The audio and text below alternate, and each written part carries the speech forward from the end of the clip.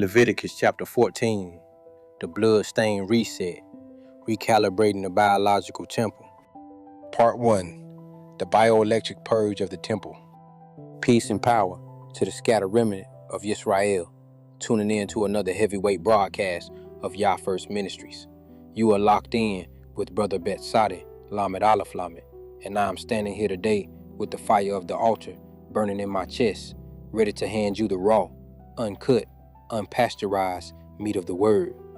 If you came here looking for a smooth, comforting, line-ass sermon to make your flesh feel good while your soul rots, you need to click off this broadcast right damn now. Go back to your soft, line-ass Sunday churches where some smooth-shaven, suit-wearing punk-ass pastor takes your tithes and feeds you the watered-down milk of the colonizer. We do not play those games here. We do not coddle your sensitive, fragile-ass feelings. We bring the thunder of Yod Hey Wah straight to your ears, and today we are tearing down one of the most misunderstood, spiritualized, and completely butchered chapters in the entire Torah. Get your heads out of your asses and open your books to Leviticus chapter 14. Today, we are cracking open the technical schematics of Leviticus chapter 14, verses 1 through 12. Your Sunday school teachers told you this chapter is just some ancient, dusty-ass ritual about physical skin diseases and birds. They made you think it is a primitive, superstitious storybook about a physical leper getting clean. That is a goddamn lie. The Bible is a technical manual, and what we are looking at in Leviticus chapter 14 is a highly advanced, bioelectric, electromagnetic restoration protocol designed by the master engineer himself to purge the human temple of spiritual and physical decay. This is a multi-part, 5-episode investigation, and in this first part, we are laying the concrete foundation of the bioelectric purge. We are going to analyze the exact mechanics of the first 12 verses, showing you how the master engineer used frequency, vibration, material science, and blood-based biometric authentication to reboot a corrupted human operating system. We are pulling the veil back, family, so pay close attention because we are going verse by verse, line by line, and we are not skipping a single syllable of this technical blueprint. Verses 1 through 4, the diagnostic scan and the frequency array. Leviticus 14:1. And the Lord spake unto Moses, saying, the creator of the flat earth, Yod Hey Wow Hey, initiated the signal transmission to Mem Shin Hey, Moses. When you read, and the Lord spake, you are reading about a direct, high-frequency, secure network connection between the source of all energy and his chosen human receiver. The name Mem Shin Hey, spelled Mem, water/chaos, plus Shin, teeth/consume, plus Hey, behold/reveal, literally translates in its Paleo-Hebrew pictographic letters to the mighty water consuming the revelation.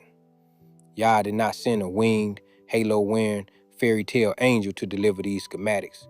He spoke directly to Mem Shin Hey, using his voice as a frequency transmitter to imprint the technical instructions into the prophet's mind.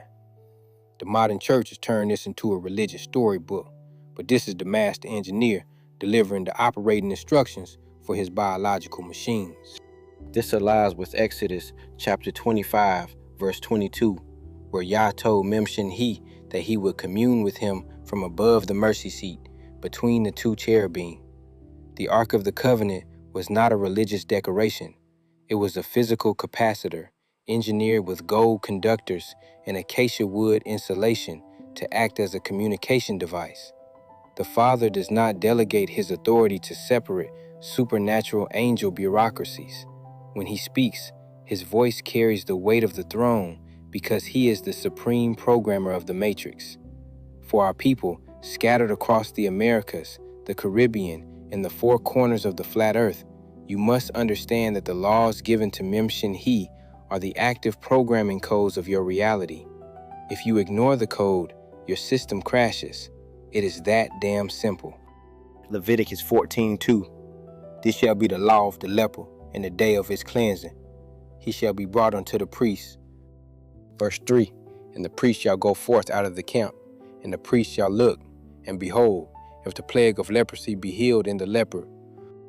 The word law here is Torah, spelled Ta plus Wa plus Resh plus He, meaning the covenant nailed to the head of the first revelation. This is the system protocol. The leper, representing a human temple whose biological operating system has been corrupted by decay and spiritual disobedience, must undergo a diagnostic scan. The priest, acting as a certified system technician, must go outside the camp. Why did the technician have to leave the camp? Because a corrupted, malware-infected machine cannot remain connected to the main network of the camp without spreading the virus. The camp of Israel is a pressurized, clean containment vessel, and any biological unit carrying the plague of decay must be quarantined to prevent system-wide contamination. The priest must perform a visual and energetic diagnostic scan. Leprosy in the Hebrew is taraf, which is not just a physical skin disease, it is a visible manifestation of spiritual rot, a physical printout of an internal system error. The master engineer designed the human body with 37 trillion cells running on precise bioelectric currents. When a man violates the dietary laws of Leviticus chapter 11, or when he defiles his temple with the rotting dead flesh of beasts, he introduces toxic malware into his system. The human digestive tract was engineered for plants. Genesis chapter 1, verse 29 is the original plant-based source code. When you shove dead, decaying animal flesh down your throat, that shit rots in your intestines, putrefies your blood, and clogs your vessels, manifesting outwardly as skin decay and physical leprosy. The priest must verify if the biological unit has been healed before initiating the reboot sequence. This matches Leviticus chapter 13, verse 46, which states that as long as the plague is in him, he shall dwell alone. Without the camp shall his habitation be. Quarantining the infected unit is a standard network security protocol. Today, our people are spiritually and physically leprous because they are stuffed with pork, shellfish, and the toxic garbage of the colonizers' fast food joints. You are walking around with biological malware, and you wonder why your bodies are failing, why cancer is eating you alive, and why your minds are completely scrambled. You need a diagnostic scan, and you need to return to the original dietary protocols of the master engineer. Leviticus 14:4. Then shall the priest command to take for him that is to be cleansed 2 birds, alive and clean, and cedar wood, and scarlet, and hyssop. Once the diagnostic scan confirms that the active decay has stopped, the technician initiates the frequency array. The priest commands to take 2 birds alive and clean, cedar wood, scarlet, and hyssop. This is not some primitive magical witchcraft. This is a precise combination of organic materials engineered to interact with the bioelectric field of the human temple. Let us break down the components of this frequency array letter by letter in the Paleo Hebrew. The word for cedar is Arez, spelled Aleph, ox/strength, plus Resh, head/first, plus Zion, weapon/cut, meaning the first strength of the cutting weapon. Cedar wood is highly aromatic and contains natural resins that act as powerful antimicrobial and antiparasitic agents. The word for hyssop is EZOB, spelled Ayin, I/C, plus Zayin, weapon/cut, plus Bet, house/tent, meaning the eye of the weapon protecting the house. Hyssop is rich in volatile oils that purify the respiratory and circulatory systems. The master engineer selected these specific materials because their molecular structures emit precise vibrational frequencies that neutralize pathogens and cleanse the surrounding atmospheric field.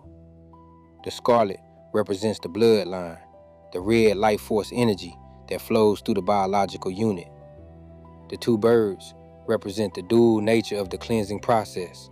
One bird must die to provide the physical blood for biometric authentication, while the living bird carries the residual negative frequency away from the camp. This aligns with Hebrews chapter 9, verse 19, where Memshi and he took the blood of calves and of goats with water and scarlet wool and hyssop and sprinkled both the book and all the people. The scarlet and hyssop are recurring hardware components in Yah's purification setups. The modern, lying-ass scientific establishment wants you to believe these ancient protocols are superstitious nonsense, but they are crude, reverse-engineered copies of the molecular purification systems they use in their high-tech clean rooms today. They use UV light and chemical filters. Yah use hyssop, cedar, and running water to achieve the exact same bioelectric sterilization. Verses 5 through 7, the blood-water interface and the release protocol. Leviticus 14:5, and the priest shall command that one of the birds be killed in an earthen vessel over running water. The first bird must be slaughtered in an earthen vessel over running water. This is a highly specific chemical and energetic interface. The earthen vessel represents the physical body of man, formed from the dust of the flat earth. The running water in the Hebrew is Mayim Kayim, literally living waters. Living water is not stagnant, dead pond water. It is flowing, oxygenated, structured water that carries a high electrical charge. When the blood of the clean bird is shed into the earthen vessel over the running water, a biochemical solution is created. Blood is a highly conductive fluid, packed with iron, electrolytes, and genetic data. By mixing the blood with structured, living water, the priest creates a high conductivity bioelectric solution capable of transmitting and absorbing frequency. This connects with John chapter 19, verse 34, where the soldier pierced Yad-Heh-Wah-Shanayan's side, and forthwith came there out blood and water. The blood-water interface is the ultimate signature of life force transmission and covenantal cleansing. Yad-Heh-Wah-Shanayan, Jesus, is the final sacrifice, the substance that fulfilled all these shadow rituals. The slaughter of the bird was a temporary shadow, showing Yisrael that sin and decay require a physical death to release the necessary life force energy for cleansing. We do not slaughter birds today because Yad-Heh-Wah-Shanayan shed his blood once and for all, providing the ultimate, permanent, biometric authentication key to reboot our spiritual systems. But you must understand the technical blueprint of how the shadow operated to appreciate the power of the substance. Leviticus 14:6. As for the living bird, he shall take it, and the cedar wood, and the scarlet, and the hyssop, and shall dip them in the living bird in the blood of the bird that was killed over the running water. The technician must take the living bird, the cedar wood, the scarlet, and the hyssop, and dip them directly into the conductive blood-water solution. This is the assembly of the frequency transmitter. The cedar wood, scarlet, and hyssop act as physical conductors, absorbing the iron-rich, high-frequency blood of the slain bird. The living bird is also dipped into the solution. Why dip the living bird? Because the living bird is about to act as a mobile grounding unit. It absorbs the bioelectric charge of the slain bird's blood, linking the living unit to the dead unit in a closed energetic loop. This is the exact same principle used in modern electrical engineering when grounding a high-voltage circuit. You must have a path for the excess electrical charge to escape, or the system will short-circuit and blow itself to hell. The living bird is the grounding wire, and the blood-water mixture is the conductive solder that connects the components of the circuit. The priest is not performing a religious dance. He is wiring a bioelectric grounding array. This matches Leviticus chapter 16, verse 21, where the high priest lays his hands on the head of a live goat, confessing the sins of Yisrael, and sends it away into the wilderness. The scapegoat and the living bird serve the exact same technical function. They are mobile grounding units designed to absorb and carry away the residual negative frequencies of sin, decay, and uncleanness. The church preachers have completely spiritualized this, making you think it is just a symbolic story. But it is a physical, scientific procedure for managing energetic currents within a biological community. Leviticus 14:7. And he shall sprinkle upon him that is to be cleansed from the leprosy 7 times, and shall pronounce him clean, and shall let the living bird loose into the open field. The priest sprinkles the blood water solution upon the candidate 7 times. The number 7 in scripture is a symbolic code for completion, perfection, and a full system cycle. In terms of frequency and wave physics, the 7-fold sprinkling represents a complete harmonic sweep. The priest is projecting the high conductivity, iron-rich blood solution onto the candidate's bioelectric field, shattering the low-frequency, chaotic resonance of the leprosy plague.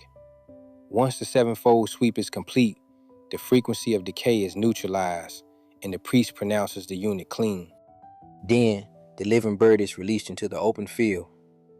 As the bird flies away, it carries the residual, chaotic frequency of the leprosy out of the camp and disperses it into the open atmosphere, grounding the charge into the flat earth.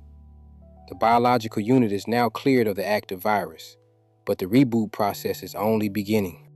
This aligns with Psalm 51 verse 7, where David cries out, "Purge me with hyssop, and I shall be clean. Wash me, and I shall be whiter than snow." David understood the science. He did not want a religious ceremony. He wanted his spiritual and physical frequency realigned by the hyssop purification protocol. For our people scattered in the ghettos, the projects, and the slave ports of the world, you must realize that your spiritual frequency is currently tuned to the low vibrational garbage of Babylon. You are listening to degenerate music, eating toxic food, and living in constant disobedience, which keeps your bioelectric field in a state of chronic disease. You need a 7-fold spiritual purge, a complete realignment of your mind and body with the laws of the Most High to shake off the leprosy of this world. Verses 8 through 9, the quarantine and the complete biological reset. Leviticus 14:8. And he that is to be cleansed shall wash his clothes, and shave off all his hair, and wash himself in water, that he may be clean. And after that he shall come into the camp, and shall tarry abroad out of his tent 7 days. The candidate must now undergo a rigorous, multi-layered biological reset. First, he must wash his clothes, shave off all his hair, and bathe in water. Hair is a physical antenna. It absorbs and retains environmental toxins, sweat, dead skin, and energetic frequencies from the quarantine period. By shaving off all the hair, the candidate is stripping away the physical and energetic accumulation of his diseased state. He is removing the old antennas that were tuned to the frequency of decay.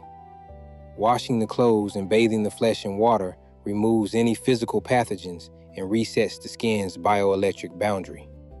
After this initial reset, the candidate is allowed back into the camp, but he cannot go into his tent. He must remain outside his personal dwelling for 7 days. Why? Because even though the active virus is gone, the biological system is still highly vulnerable during the reboot phase. If he goes straight back into his tent, he risks reinfecting his immediate environment or picking up dormant pathogens before his immune system has fully recalibrated. This is a strict network isolation protocol, ensuring the unit is stable before full integration. This matches Numbers chapter 19 verse 11, which states that he that touches the dead body of any man shall be unclean 7 days. The 7-day quarantine is a universal biological law in Yah's system. It represents the time required for a human cell cycle to complete a basic reset. The modern medical establishment calls this incubation and monitoring, but they stole the timeline straight from the Torah. They pretend they invented quarantine protocols during their modern pandemics, but the master engineer documented it thousands of years ago in the wilderness. Leviticus 14:9.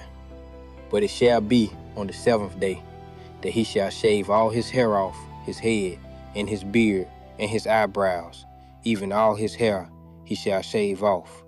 And he shall wash his clothes, also he shall wash his flesh in water, and he shall be clean. On the 7th day, the candidate must repeat the entire biological reset, but this time it is absolute. He must shave off every single hair on his body, his head, his beard, his eyebrows, everything. This is a complete 100% biological stripping. Any hair that grew during the 7-day isolation period, which might have captured residual toxins or low-frequency energy, is completely shaved off. The clothes are washed again, and the flesh is bathed in water. This is the final, deep clean cycle. The system is now completely wiped of its old data, its old antennas, and its old physical contaminants.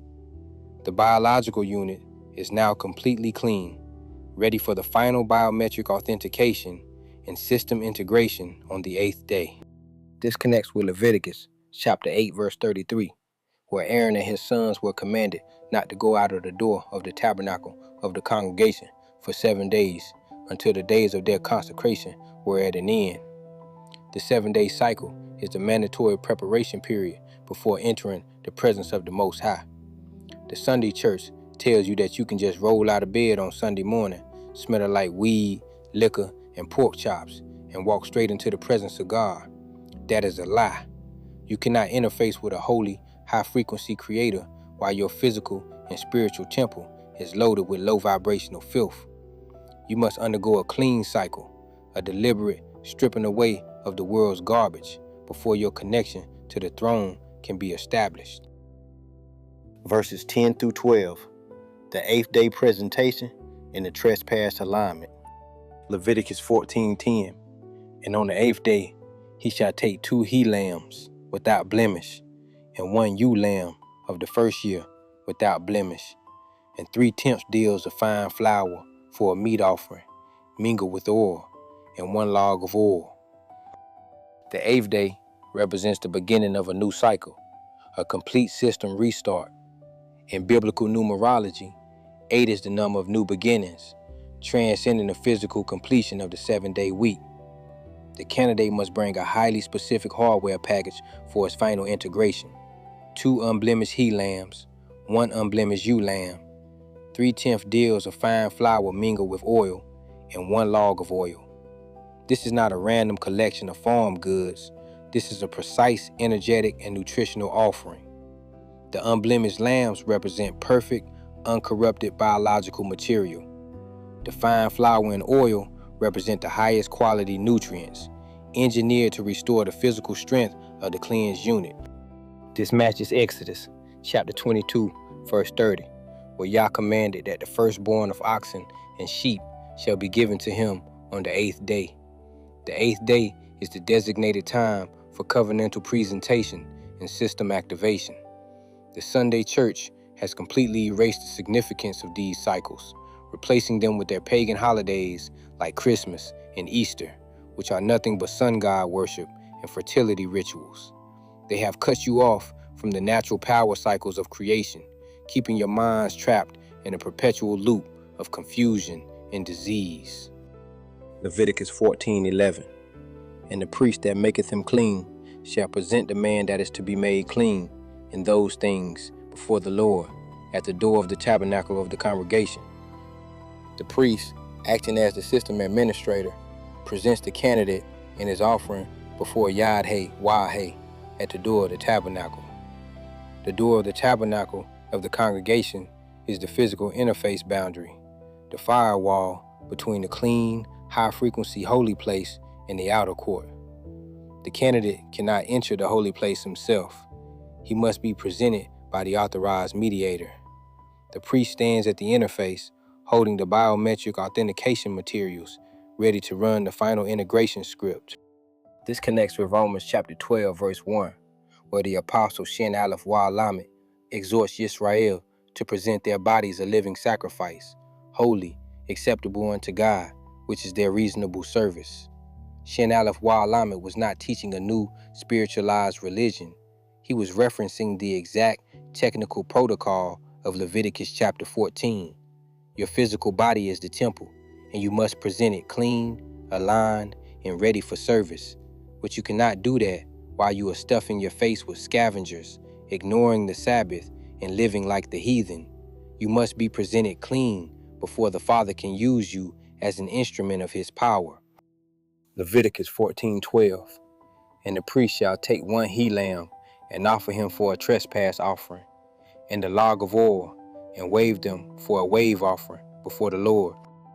The priest takes one he-lamb for a trespass offering, along with the log of oil, and waves them as a wave offering before Yah. The trespass offering in the Hebrew is Asham, spelled Aleph, ox/strength, plus Shin, teeth/consume, plus Mem, water/chaos, meaning the strength that consumes the chaos. The trespass offering is specifically designed to make restitution for violations of Yah's system protocols. The wave offering involves moving the offering in a specific physical pattern, up and down, left and right, creating a physical cross-like motion in the air. This physical waving is not a symbolic gesture. It is a kinetic frequency alignment. By waving the offering before the altar, the priest is tuning the physical elements to the resonant frequency of the tabernacle's core. The oil, which is a powerful energetic conductor, absorbs this frequency, preparing it for the precise biometric application that we will analyze in the next part of this episode.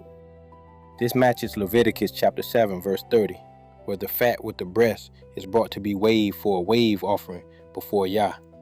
The wave offering is a mandatory kinetic protocol for transferring energetic charge from the physical offering to the spiritual altar. The modern, sleeping-ass Israelites walking around today have no idea how these spiritual mechanics work.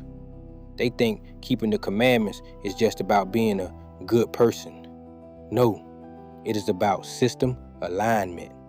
It is about operating according to the technical specifications of the master engineer.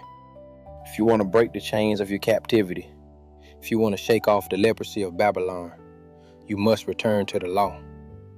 You must understand that every ritual, every sacrifice, and every commandment was a shadow pointing to the ultimate bioelectric restoration that Yod He Wah Shin Ayin accomplished in the flesh. We are going to stop right here at verse 12, family. Do not go anywhere, because in part 2 of this episode, we are going to dive straight into the blood application. The right ear, the right thumb, and the right toe. And we are going to decode the exact bioelectric circuitry of the human motherboard. Stay tuned, keep your eyes open, and do not let these lying-ass pastors put you back to sleep. Part 2, the biometric blood key and the right side circuitry. We left off in the previous part, right at the climax of the 8th day preparation, where the priest is standing at the tabernacle boundary, holding the kinetic wave offering.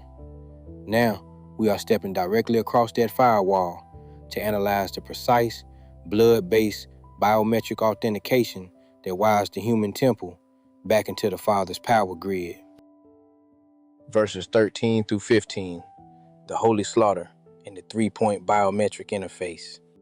Leviticus 14:13, and he shall slay the lamb in the place where he shall kill the sin offering and the burnt offering in the holy place. For as the sin offering is the priest, so is the trespass offering. It is most holy. The lamb must be slaughtered in the exact designated spatial coordinates, the holy place, specifically where the sin and burnt offerings are slain. This is not some primitive, bloodthirsty ritual for a primitive deity. The master engineer is establishing a precise spatial frequency coordinate. The holy place is the core processing unit of the tabernacle motherboard. If you do not execute the slaughter at the exact terminal, the energetic circuit will not close. The word for most holy in the Hebrew is Kodesh Kodashim, spelled Kof, sun on horizon / condense, plus Dalet, door/pathway, plus Shin, teeth / consume / fire. In the Paleo Hebrew, this translates to the condensed door of fire consuming the pathway.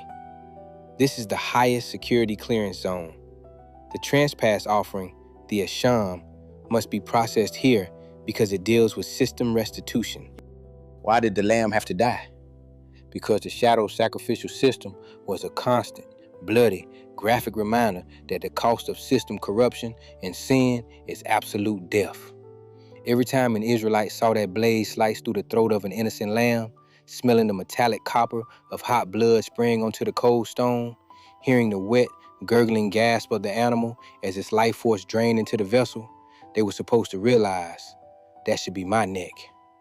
That should be my blood spilling out for my rebellion. But these lying-ass Christian pastors have spiritualized this into some soft, sweet, sanitized fairy tale. They tell you that you can sin all week, sleep with your neighbor's wife, eat your filthy pork chops, and then just slide into church on Sunday to sing some emotional, crying-ass songs. That is pure, unadulterated bullshit. Yah's system requires absolute justice. This aligns with Hebrews chapter 9, verse 22, which declares that almost all things are by the law purged with blood, and without shedding of blood is no remission. The blood is the biological currency of the covenant. In the new covenant, Yad Hey Waw Shin Ayin, Jesus, stepped on the scene as the ultimate, unblemished Lamb of God, as recorded in John chapter 1, verse 29. He shed his blood once and for all to permanently fulfill this shadow. The old shadow system is ended. We do not slaughter physical lambs today because the permanent, high-frequency blood key has been executed on the cross. But you must understand the technical blueprint of the shadow to realize how the master engineer operates his security clearance. Leviticus 14:14. And the priest shall take some of the blood of the trespass offering, and the priest shall put it upon the tip of the right ear of him that is to be cleansed, and upon the thumb of his right hand, and upon the great toe of his right foot. The technician now takes the warm, conductive blood of the trespass offering and applies it to 3 specific biometric terminals on the candidate's body: the tip of the right ear, the thumb of the right hand, and the great toe of the right foot. This is a 3-point biometric authentication protocol. The human body is an electromagnetic machine. In the right side of the body represents the active, transmitting, and projecting side of the bioelectric field. By placing the highly conductive, iron-rich blood on these 3 specific points, the priest is literally closing an electrical circuit on the right side of the human motherboard. Let us break down the Paleo-Hebrew word for ear, which is ozen, spelled aleph, ox/strength, plus zion, weapon/cut, plus noon, seed/continuation. The ear is the strength that cuts and filters the seed of sound. The thumb is yad, spelled yad, hand/work, plus dalit, door/pathway, meaning the hand that works the door. The toe is regal, spelled resh, head/first, plus gimel, camel/lift, plus lamet, staff/authority, meaning the first step of authority. By applying the blood key to these 3 terminals, the master engineer is executing a complete system override. The right ear terminal cleanses the input channel, what the candidate hears, processes, and obeys. The right thumb terminal cleanses the processing and execution channel, what the candidate builds, touches, and works. The right toe terminal cleanses the kinetic grounding channel, where the candidate walks, stands, and projects his authority on the flat earth. Have you ever noticed that modern reflexology and acupuncture map the entire nervous system to the ear, the hands, and the feet? The Serpent Seed scientists studied Yah's manual, reverse engineered this 3-point terminal map, and called it alternative medicine, while hiding the spiritual blueprint from you. They know that if you apply frequency or stimulation to these 3 zones, you reboot the entire nervous system. The priest was doing this thousands of years ago in the wilderness with the ultimate conductive fluid, blood. This matches Exodus chapter 29, verse 20, where the exact same 3-point blood application was used to consecrate Aaron and his sons into the priesthood. It is the mandatory activation sequence for any Israelite unit entering covenantal service. If your ears are tuned to the garbage frequencies of this world, if your hands are busy working wickedness, and if your feet are walking in the path of the heathen, your bioelectric field is completely corrupted. You are a walking dead machine. You need the blood of the covenant to realign your terminals so you can receive the Father's signal. Leviticus 14:15. And the priest shall take some of the log of oil and pour it into the palm of his own left hand. The priest now takes the log of oil and pours it into the palm of his own left hand. Oil in the Hebrew is shemin, spelled shin, teeth/consume, plus mem, water/chaos, plus nun, seed/continuation, meaning the fire that consumes the chaotic water of the seed. Oil is a highly stable, non-conductive dielectric fluid. In modern electrical engineering, dielectric fluids are used in transformers and capacitors to insulate high-voltage components and prevent electrical arcing. The priest pours this dielectric fluid into his left hand, the passive, receiving hand, to prepare for the next phase of the frequency alignment. This aligns with the book of Sefer Yetzirah, where the master engineer explains how he combined the 22 Paleo-Hebrew letters to form the structural foundations of reality. The letters are the programming language, and the oil represents the fluid medium through which the frequency is transmitted and sealed. The priest is preparing to use his right finger as an electrode to project this dielectric frequency onto the candidate's cleansed terminals. Verses 16 through 18, the sevenfold oil sprinkle and the double-layered seal. Leviticus 14:16. And the priest shall dip his right finger in the oil that is in his left hand, and shall sprinkle of the oil with his finger 7 times before the Lord. The priest dips his right finger, the projecting electrode, into the oil in his left hand and sprinkles it 7 times before Yud He Wah He. Once again, we see the number 7, the symbolic code for completion and full system calibration.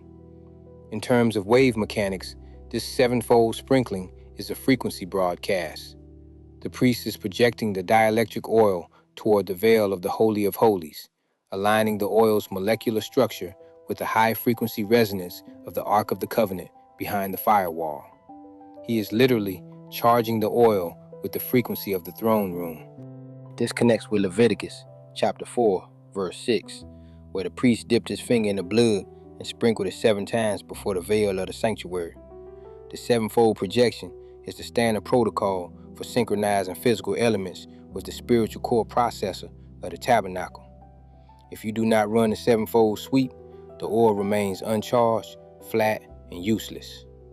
The modern church has completely stripped the power out of anointing oil, turning it into some cheap supermarket olive oil that they rub on people's foreheads while screaming emotional nonsense. That is a scam. Yah's oil was a highly engineered, charged compound designed to seal bioelectric fields. Leviticus 14:17. And of the rest of the oil that is in his hand shall the priest put upon the tip of the right ear of him that is to be cleansed, and upon the thumb of his right hand, and upon the great toe of his right foot, upon the blood of the trespass offering. The priest now takes the charged dielectric oil and applies it directly on top of the blood that was already placed on the candidate's right ear, right thumb, and right toe. This is a double-layered seal, oil on top of blood. In material science, layering a conductive fluid, blood, with an insulating dielectric fluid, oil, creates a microcapacitor on the skin's surface. The blood acts as the conductor, holding the active biometric charge of the covenant, while the oil acts as the insulator, sealing the charge and protecting the terminal from external electromagnetic interference. This is the exact same way modern engineers layer circuit boards with copper traces and conformal coatings to prevent oxidation and signal degradation. The master engineer designed this double layering protocol to lock the covenantal frequency into the candidate's physical nervous system. The right ear is sealed to block out the low frequency noise of the heathen. The right thumb is sealed to protect the work of his hands from corruption. The right toe is sealed to keep his walk grounded and secure. This aligns with Ephesians chapter 1, verse 13, which states that after you believed, you were sealed with that Holy Spirit of promise. The spiritual substance is the sealing of your mind and body by the Holy Spirit. But the physical shadow in Leviticus shows you the precise technical blueprint of how that seal operates on your biological terminals. If you do not have the blood and the oil layered on your motherboard, your signal is constantly leaking and you are wide open to the malware of the serpent seed. Leviticus 14:18, and the remnant of the oil that is in the priest's hand, he shall pour upon the head of him that is to be cleansed, and the priest shall make an atonement for him before the Lord. The remaining oil in the priest's hand is poured directly onto the candidate's head. The head is the location of the brain, the quantum computer of the human machine.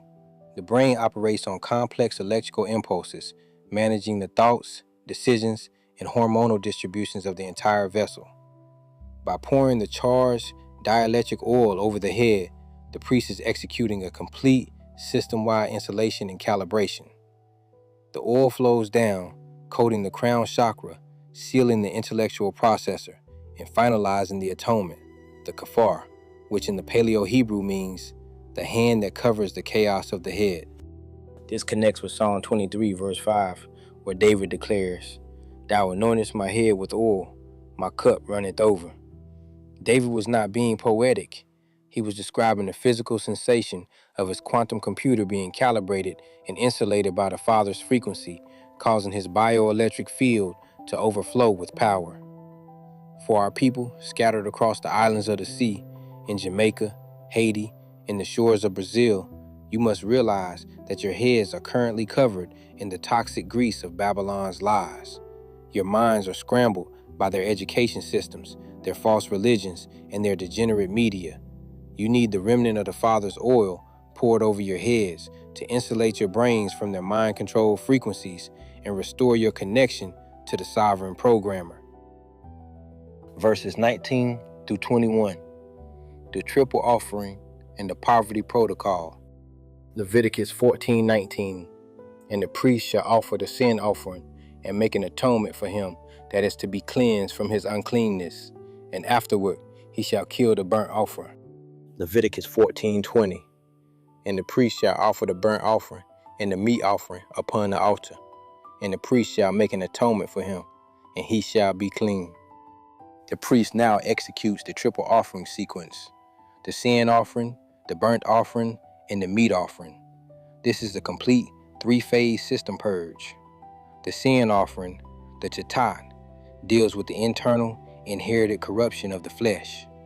The burnt offering, the olah, represents complete 100% surrender, where the entire animal is consumed by fire, releasing its molecular structure into the atmosphere as a sweet-smelling frequency. The meat offering, the minkah, is the dedication of the physical labor and produce of the earth. This three-phase sequence cleanses the candidate's past, sin offering, consecrates his present, burnt offering, and dedicates his future production, meat offering. The fire on the altar is the physical engine that converts these physical elements into high-frequency thermal energy, carrying the covenantal signal up through the firmament to the throne of the master engineer. Once this triple sequence is executed, the candidate is pronounced clean. His system is fully integrated, his firewall is active, and his network connection is restored. This connects with Romans chapter 6, verse 6, which teaches that our old man is crucified with him, that the body of sin might be destroyed, that henceforth we should not serve sin. The triple offering is the shadow blueprint of this complete destruction of the old, corrupted operating system. You cannot keep running your old, dirty-ass programs while claiming to be in the new covenant.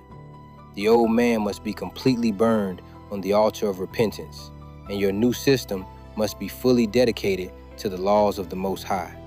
Leviticus 14:21, and if he be poor and cannot get so much, then he shall take one lamb for a trespass offering to be waived, to make an atonement for him, and 1/10 deal of fine flour mingled with oil for a meat offering, and a log of oil. Now, look at the absolute genius and mercy of the master engineer. He introduces the poverty protocol. If the candidate is poor, if his physical resources are depleted, if his economic output has been crushed by the oppressive systems of the world, the hardware specifications are scaled down. He does not have to bring 3 lambs. He brings only 1 lamb for the trespass offering, which must still be waved to establish the kinetic frequency alignment. The flour is scaled down to 1/10 deal, but the log of oil remains exactly the same. Why did the oil remain the same? Because you cannot compromise on the dielectric insulator. The oil is the physical medium that seals the 3-point circuitry. You can scale down the physical mass of the food offerings, but you cannot scale down the security clearance seal. The master engineer adjusted the cost of the hardware to match the candidate's capacity, proving that his system is accessible to every single member of the bloodline, regardless of their financial status in the empires of the heathen. This aligns with Proverbs chapter 10, verse 4, which states that the hand of the diligent maketh rich. The Father's Wealth Manual, the book of Proverbs, teaches us how to build assets and manage capital. But if you are starting from zero, if you are currently crushed in the economic ghettos of the nations whither Yah scattered us, he does not shut you out of his power grid. He meets you where you are, accepts your scaled down offering, and provides the exact same high frequency seal to reboot your system so you can start building and multiplying according to his wealth laws. Verses 22 through 24, the avian substitutes and the wave offering calibration. Leviticus 14:22, and 2 turtle doves or 2 young pigeons, such as he is able to get, and the one shall be a sin offering, and the other a burnt offering. For the poor candidate, the 2 remaining lambs are substituted with 2 turtle doves or 2 young pigeons. These avian substitutes serve the exact same energetic function as the lambs. The birds are clean, high-frequency biological units. One bird is processed as the sin offering to purge the internal corruption, and the other is processed as the burnt offering to consecrate the vessel. The master engineer designed his biological laws with built-in redundancy and scaling options, ensuring that the spiritual network remains fully functional even under extreme economic distress. This connects with Luke chapter 2, verse 24, where the mother of Yad-Heh-Wah-Shenayim brought a sacrifice of a pair of turtle doves or 2 young pigeons after his birth. The family of the Messiah was physically poor under the Roman occupation. They had to use the poverty protocol of Leviticus chapter 14 to execute their purification cycles. The King of Kings, the creator of the flat earth wearing flesh, was presented under the scaled down hardware specifications of the law. This completely destroys the lying-ass prosperity gospel pushed by these modern, greedy-ass television preachers who tell you that if you do not sow $1,000 seed, Yah will not bless you. That is a goddamn lie from the pits of hell. The Father does not care about your paper, fiat currency. He cares about your obedience to his system protocols. Leviticus 14:23, and he shall bring them on the 8th day for his cleansing unto the priest, unto the door of the tabernacle of the congregation before the Lord. The poor candidate brings his scaled down hardware package on the 8th day to the priest at the door of the tabernacle. The protocol does not change because the candidate is poor. The timing must be the 8th day. The location must be the door of the tabernacle. The mediator must be the priest. The master engineer requires absolute, uncompromised precision in the execution of his instructions. If you bring the offering on the 9th day, the system crashes. If you bring it to the wrong location, the circuit does not close. This matches Deuteronomy chapter 12, verse 13 through 14, where Yah warns Israel to take heed that they offer not their burnt offerings in every place they see, but only in the place which he shall choose. The spatial and temporal coordinates of the law are absolute. Today, our people are trying to serve Yah on their own terms, making up their own rules, celebrating their own pagan holidays, and wondering why their lives are in complete shambles. You cannot run a Mac program on a Windows operating system, and you cannot run your own pagan programs on Yah's holy grid. You must follow the manual to the letter. Leviticus 14:24. And the priest shall take the lamb of the trespass offering and the log of oil, and the priest shall wave them for a wave offering before the Lord. The priest takes the poor candidate's lamb and the log of oil and waves them as a wave offering before Yad Hey Wah Hey. Even with the scaled down offering, the kinetic wave calibration must be executed. The priest moves the lamb and the dielectric oil through the air, cutting through the magnetic lines of the earth's field, synchronizing the physical elements with the high-frequency charge of the altar. The oil is now charged, the lamb is prepared, and the system is primed for the biometric blood key application. This connects with Leviticus chapter 23, verse 20, where the priest waves the waves of the first fruits before Yah. The wave offering is the universal kinetic protocol for activating the spiritual physical interface. We are going to stop right here at verse 24, family.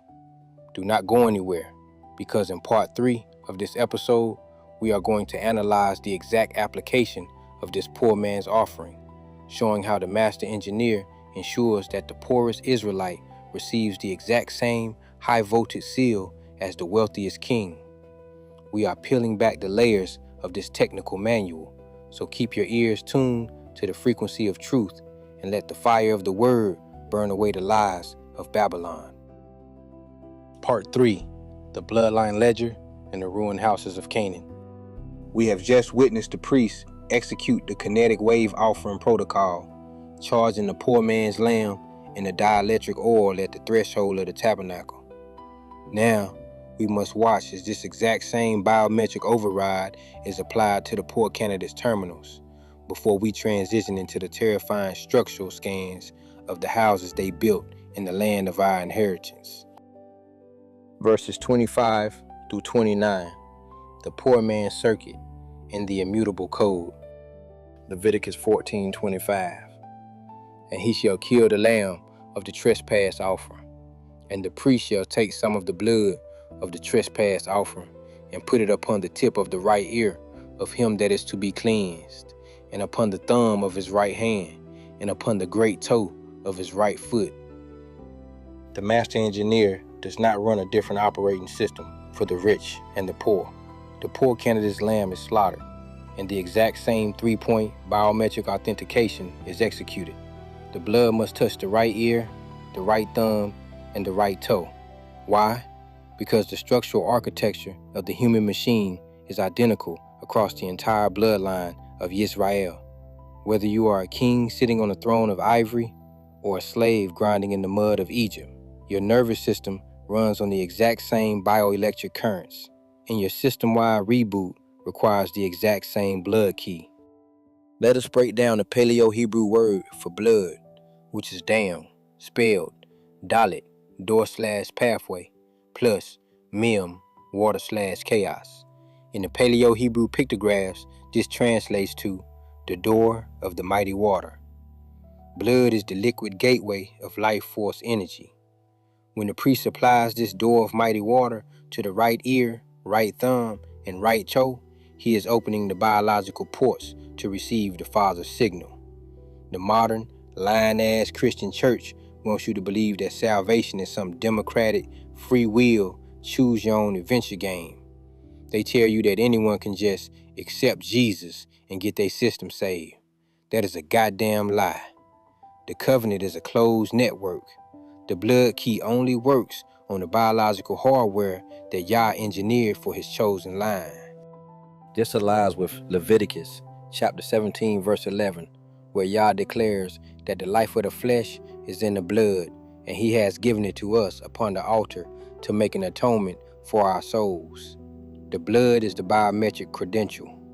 In the book of Jubilees, chapter 2, it is recorded that Yah separated Yisrael from all the nations of the flat earth to be his sanctified possession, marking our very biological code as holy. The heathen do not have this code. Their hardware is incompatible with the covenantal software. If a non-Israelite tries to run this program, their system crashes because they lack the ancestral patrilineal seed that carries the connection. For our people, scattered through the transatlantic slave trade, working the cotton fields of Mississippi, the sugar plantations of Jamaica, and the coffee fields of Brazil, you must understand that your blood carries the physical ledger of the covenant. You are the physical machines Yah designed to rule this earth, and your current state of disease and captivity is the direct result of leaving your ports unsealed and letting the heathen inject their toxic cultural malware into your motherboard. Leviticus 14:26. And the priest shall pour of the oil into the palm of his own left hand. Leviticus 14:27. And the priest shall sprinkle with his right finger some of the oil that is in his left hand 7 times before the Lord. The priest pours the dielectric oil into his left hand and executes the 7-fold sprinkling sweep. The protocol is absolute. The number 7, representing completion and divine order, must be broadcast to calibrate the oil. In modern signal processing, before you transmit data over a secure line, you must run a synchronization sweep to align the transmitter and the receiver. The 7-fold sprinkling is that exact synchronization sweep. The priest is aligning the dielectric oil with the frequency of the Holy of Holies, preparing it to act as the perfect insulating seal over the blood key. This connects with the book of Sefer Yetzirah, which explains that the master engineer created the universe through the 32 paths of wisdom, consisting of the 10 Sephirot and the 22 Paleo-Hebrew letters. The letters are the structural code, and the oil is the physical medium that holds the frequency. The priest is not performing a religious show for a bunch of emotional spectators. He is executing a precise scientific procedure to charge a dielectric compound. The modern church has replaced this advanced science with their pagan, superstitious rituals, rubbing cheap oil on people's faces while collecting their money. It is a goddamn shame. They have turned the technical manual of the Most High into a circus, keeping our people ignorant of the physical laws that govern their own bodies. Leviticus 14:28. And the priest shall put of the oil that is in his hand upon the tip of the right ear of him that is to be cleansed, and upon the thumb of his right hand, and upon the great toe of his right foot, upon the place of the blood of the trespass offering. The charged oil is applied directly on top of the blood on the right ear, right thumb, and right toe. This is the activation of the microcapacitor. The conductive blood holds the charge, and the dielectric oil seals it. This double-layered barrier ensures that the candidate's active, transmitting right side is completely insulated from the low-frequency, chaotic signals of the surrounding nations. This matches Ezekiel chapter 9, verse 4, where Yah commands the man clothed with linen to set a mark upon the foreheads of the men that sigh and that cry for all the abominations done in the midst of Jerusalem.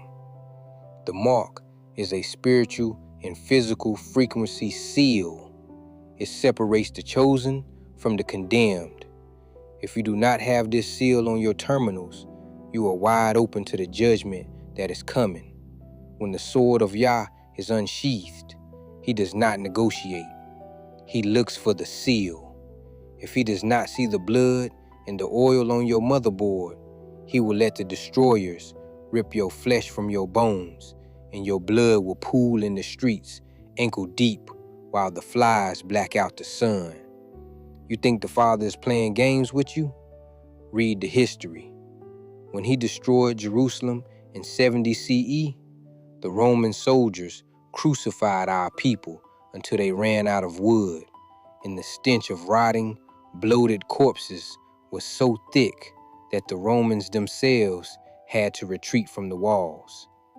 That is what happens when the seal is removed and the camp is left unprotected. Leviticus 14:29. And the rest of the oil that is in the priest's hand, he shall pour upon the head of him that is to be cleansed, to make an atonement for him before the Lord. The remaining oil is poured over the candidate's head, finalizing the kafar, the covering of the brain's quantum processor. The head is the command center. If the head is not covered and insulated, the entire machine is subject to chaotic external interference. This connects with the Testament of Levi, where the patriarch Levi is shown in a vision, being anointed with holy oil and clothed in the garments of the priesthood to seal his mind for service.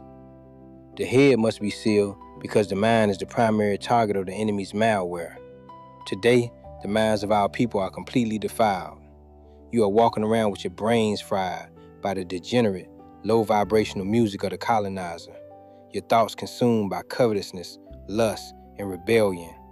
You are spiritually leprous, and you do not even know it. You need to clear the cache, purge the toxic data, and let the Father's law coat your mind like oil, insulating you from the mental illness and madness that is consuming this dying world. Verses 30 through 32. The avian processing and the law of limited means. Leviticus 14:30. And he shall offer the one of the turtle doves, or of the young pigeons, such as he can get. Leviticus 14:31. Even such as he is able to get, the one for a sin offering, and the other for a burnt offering, with the meat offering. And the priest shall make an atonement for him that is to be cleansed before the Lord. The priest processes the avian substitutes, the turtle doves or pigeons, executing the sin offering and the burnt offering. One bird is slaughtered to purge the internal corruption of the flesh, and the other is burned to release its thermal frequency, carrying the candidate's dedication up to the throne. The master engineer accepts this scaled-down hardware because the system is designed for equity, not exploitation. This aligns with the book of Sirach, chapter 35, verse 12, which teaches that the Most High is a judge, and with him is no respect of persons. He does not favor the rich man's massive bullock over the poor man's simple pigeon. The value of the offering is not in its commercial price, but in its precise alignment with the law. The modern, money-hungry pastors who tell you that Yah only hears the prayers of those who write big checks are straight-up thieves. They are lying to your faces to fund their lavish lifestyles while you struggle to put food on the table. They are the modern Pharisees, and when Yah's wrath is unleashed, their eyes will melt in their sockets, and their flesh will consume away while they stand upon their feet, exactly as prophesied in Zechariah chapter 14, verse 12. Leviticus 14:32. This is the law of him in whom is the plague of leprosy, whose hand is not able to get that which pertaineth to his cleansing. The master engineer concludes the personal cleansing protocol with this absolute statement of law. This is the system specification for the poor. The word for hand here is yad, meaning the power to execute. If a man's power to execute is limited, the law adapts, but the standard of holiness remains uncompromised.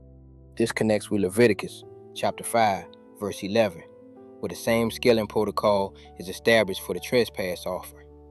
The law is a perfect, self-balancing system. It does not demand what the candidate cannot provide, but it absolutely demands that what is provided must be executed with 100% precision. Today, our people have no excuse. You may not have wealth. You may not have power. You may be locked in the physical and economic prisons of Babylon, but you have the ability to obey. You can stop eating the dead, rotting flesh of swine and scavengers. You can keep the Sabbath from Saturday sunrise to sunset. You can study the technical manual for yourself instead of letting some smooth-talking, suit-wearing pimp in the pulpit lead you straight into the slaughterhouse. Verses 33 through 35, the land of Canaan and the structural plague. Leviticus 14:33. And the Lord spake unto Moses and unto Aaron, saying, the Creator, Yad-Heh-Wah-Heh, initiates a new transmission to Mem-Shin-Heh and Aaron. This is a dual receiver network connection. Aaron, spelled Aleph plus He plus Resh plus Nun, represents the priestly technical execution line. The Father is delivering a new set of schematics that deal not with the individual biological machine, but with the physical structures of the land they are about to inherit. This aligns with Exodus chapter 28, verse 1, where Aaron and his sons were set apart to minister in the priest's office. The instructions must go to both the administrative leader and the technical operator, because the cleansing of a nation requires both governance and precise execution. For our people, you must realize that the laws of Yah are not suggestions. They are the active building codes of your society. If you do not have both righteous leadership and technical obedience, your entire social structure collapses into decay. Leviticus 14:34. When ye be come into the land of Canaan, which I give to you for a possession, and I put the plague of leprosy in the house of the land of your possession. Look at this verse. Yah says, when ye be come into the land of Canaan, which I give to you for a possession, and I put the plague of leprosy in the house of the land of your possession. The master engineer explicitly states that he is the one who puts the plague of leprosy in the house. This completely demolishes the soft, lying-ass Christian doctrine that says God only does good things and some separate supernatural devil is running around doing bad things. That is pure, unadulterated horse shit. There is no supernatural devil. There are no demons. Yah is the sole source of both light and darkness, peace and evil, as recorded in Isaiah chapter 45, verse 7. He is the master programmer of the matrix, and he uses the plague of decay as a diagnostic tool and a weapon of judgment. Let us break down the Paleo-Hebrew word for Canaan, which is Canaan, spelled Kaf plus Nun plus Ayin plus Nun. Canaan means the open seed seen by the seed. The Canaanites were the cursed descendants of Canaan, the bastard son born from Ham's sexual violation of Noah's wife, as revealed in the true, uncorrupted history of Genesis. Ham did not just see Noah's nakedness. That is the sanitized kindergarten lie they teach in Sunday school. Leviticus chapter 18, verse 8 makes it clear that the nakedness of thy father's wife is thy father's nakedness. Ham went into that tent and lay with Noah's wife, and Canaan was the cursed product of that abomination. That is why Yah cursed Canaan from the womb, and that is why he commanded Yisrael to utterly destroy them, leaving nothing that breathed alive. The houses of Canaan were structurally infected with the spiritual and physical rot of their cursed bloodline. When Israel took possession of the land, they were moving into houses built by a people who practiced the most vile, degenerate abominations, sacrificing their children to fake gods, practicing bestiality, and defiling the very soil with their bloodlust. The master engineer put the plague in these houses to force Israel to purge the residual, low-frequency energy of the Canaanites.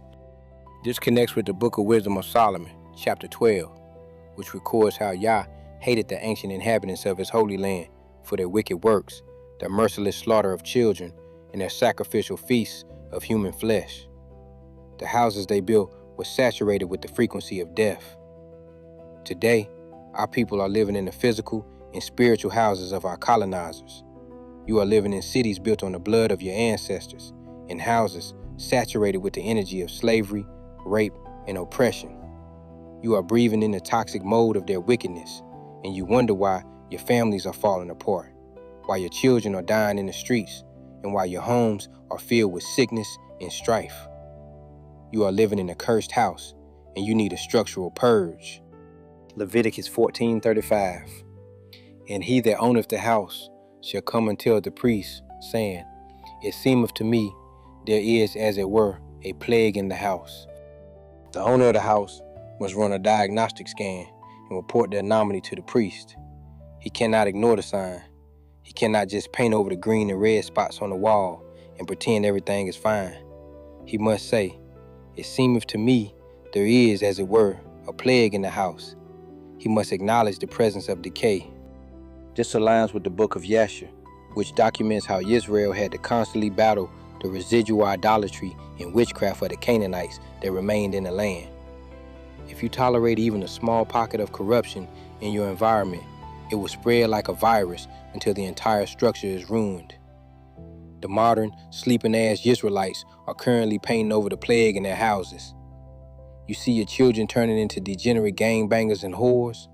You see your marriages dissolving in bitterness. You see your bodies rotting with disease, and instead of reporting it to the law of Yah and executing a complete biological and spiritual purge, you go to some lying-ass Christian therapist or some drug-dealing doctor to get some pills to numb the pain. You are trying to manage the plague instead of destroying it. You need to wake up, look at the rot in your life, and cry out to the Most High for a complete structural reset. We are going to stop right here at verse 35, family. Do not go anywhere, because in part 4 of this episode, we are going to dive straight into the structural demolition protocols, how the priest scrapes the walls, casts the infected stones into an unclean place, and, if the plague returns, completely breaks down the house, its timber, and its mortar. We are decoding the exact engineering of environmental purification, and we are going to show you how this applies to the spiritual and physical houses you are living in today. Stay locked in, keep your fire burning, and do not let these soft-shaven, lying-ass pastors put you back to sleep. Part 4, the demolition protocol for cursed foundations. We have just analyzed how the master engineer forces Yisrael to run a diagnostic scan on the infected houses of Canaan, exposing the residual decay of that cursed, adulterous bloodline. Now, we must step directly into the structural demolition protocols, decoding the exact engineering of environmental purification and the scraping of the walls. Verses 36 through 38, the environmental quarantine and the hollow strakes. Leviticus 14:36. Then the priest shall command that they empty the house before the priests go into it to see the plague, that all that is in the house be not made unclean. And afterward, the priest shall go in to see the house. The priest, acting as the master systems administrator, commands a complete evacuation of the structure before he even crosses the threshold. This is a highly advanced data preservation and network isolation protocol. If the technician enters the infected node while it is still connected to peripheral devices, the furniture, the vessels, the clothing, then every single peripheral device in that node is automatically flagged as corrupted, and the entire inventory must be destroyed.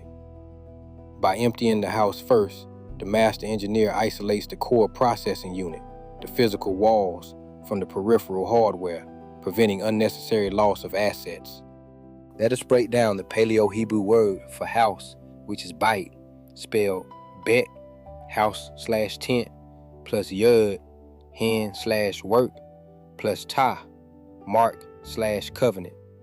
In its Paleo-Hebrew pictographic letters, it literally translates to the house of the hand working the covenant. Your house is not just a pile of wood and stone. It is an engineered containment vessel designed to protect and support the work of the covenant. If the vessel is corrupted, the work is compromised. The modern, lying-ass Christian church tells you that your environment does not matter. They tell you that you can live in the middle of Babylon's filth, lease your apartments in high-density, electromagnetic, mold-infested concrete hives, and fill your rooms with pagan idols, and Jesus will just cover it all with grace. That is pure, unadulterated bullshit. Yah's laws of environmental engineering are absolute. This aligns with Deuteronomy chapter 7 verse 26, where Yah commands Yisrael not to bring an abomination into their house, lest they be a cursed thing like it, but to utterly detest it and utterly abhor it. If you harbor cursed objects, your house becomes a cursed node. The modern tech equivalent of this is a network firewall. If a system administrator detects malware on a specific server, they do not just leave it connected to the main corporate network while they run a scan. They immediately disconnect the Ethernet cable, isolate the server in a sandbox environment, and empty the active memory cache to prevent the virus from spreading to the rest of the enterprise. You dumbass Negroes are living in houses packed with Christmas trees, Easter eggs, and the filthy degenerate imagery of the colonizers' whitewashed gods, and you wonder why your children are acting like demon-possessed, violent animals. while your wives are full of Jezebel witchcraft, and while your homes feel like a war zone.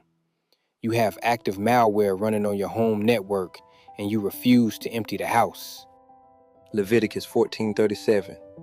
And he shall look on the plague, and behold, if the plague be in the walls of the house with hollow strakes, greenish or reddish, which in sight are lower than the wall, the technician enters the isolated structure and performs a deep visual and energetic diagnostic scan. He is looking for hollow strakes, greenish or reddish, which in sight are lower than the wall. This is not some primitive, superstitious description of mold. This is a highly technical description of structural decay eating into the physical substrate of the building. The hollow strakes represent deep corrosive pitting where the material integrity of the stone has been compromised. The colors, greenish or reddish, indicate specific chemical and organic reactions occurring within the mineral structure. Let us break down the Paleo-Hebrew word for wall, which is queer, spelled kuf, condensed/gather, plus yud, hand/work, plus resh, head/first. The wall is the condensed work protecting the head of the household.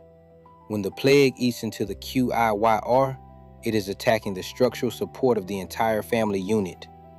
The greenish color in Hebrew is YERA, QRAQ, and the reddish is ADAMDAM. These are intense, saturated frequencies of decay. In material science, when concrete or stone is exposed to chronic moisture, acidic compounds, or toxic organic pathogens, it undergoes a process called mineral leaching and carbonation. The structural integrity of the stone is literally eaten away from the inside out, causing the surface to sink, becoming lower than the wall. This connects with the book of Sirach, chapter 21, verse 8, which declares that he that buildeth his house with other men's money is like one that gathereth stones for the tomb of his burial. If you build on a corrupted foundation, or if you inherit a structure built on blood and wickedness, the very walls will cry out against you. The ancient Canaanites built their houses using mortar mixed with the blood of their human sacrifices, burying the bones of slaughtered infants in the foundations to consecrate them to their fake gods. The master engineer designed the physical earth to react to this spiritual frequency. The soil itself vomits out the wicked, as recorded in Leviticus chapter 18, verse 25. The physical walls of these Canaanite houses were literally printing out the chemical and energetic evidence of their blood guilt, manifesting as a corrosive, deep-pitting structural plague. Leviticus 14:38. Then the priest shall go out of the house to the door of the house and shut up the house 7 days. Once the active decay is identified, the technician exits the structure, seals the entrance, and initiates a 7-day quarantine cycle. The number 7 is a symbolic code for a complete system cycle. In physics and thermodynamics, you cannot determine the rate of a reaction or the stability of a system by looking at a single data point. You must isolate the system and monitor it over a set interval of time to see if the decay is expanding or stabilizing. This matches Leviticus chapter 13, verse 5, where the priest shuts up the individual biological unit for 7 days to monitor the spread of skin decay. The timeline is identical because the physical laws of system monitoring do not change. The modern medical and engineering establishments call this incubation monitoring and structural isolation, but they stole the exact protocol from Yah's manual. If you have a compromised structure, you do not try to patch it up while people are still running around inside, introducing external variables. You seal the doors, stabilize the atmospheric pressure, and let the system run in isolation for a full cycle to observe the true behavior of the pathogen. Verses 39 through 42, the surgical extraction and the recalibration of the substrate. Leviticus 14:39. And the priest shall come again the 7th day, and shall look, and behold, if the plague be spread in the walls of the house, On the 7th day, the technician returns to execute the second diagnostic scan. He is checking for expansion, if the plague be spread. In network security, this is the equivalent of checking if the malware has bypassed the local directory and is actively attempting to write code to other sectors of the hard drive. If the decay has spread, it proves that the pathogen is active, aggressive, and highly volatile. This connects with the Book of Jubilees, which reveals that Yah's calendar and his structural cycles run on precise 7-day divisions. The 7th day is the day of inspection, the day of rest, and the day of judgment. If you are found in a state of active decay on the 7th day, the grace period is over, and the surgical extraction protocol is immediately initiated. Today, our people are under inspection. The Father has isolated us in the lands of our captivity, and He is watching to see if the leprosy of Babylon is spreading in our households, or if we are actively purging the rot.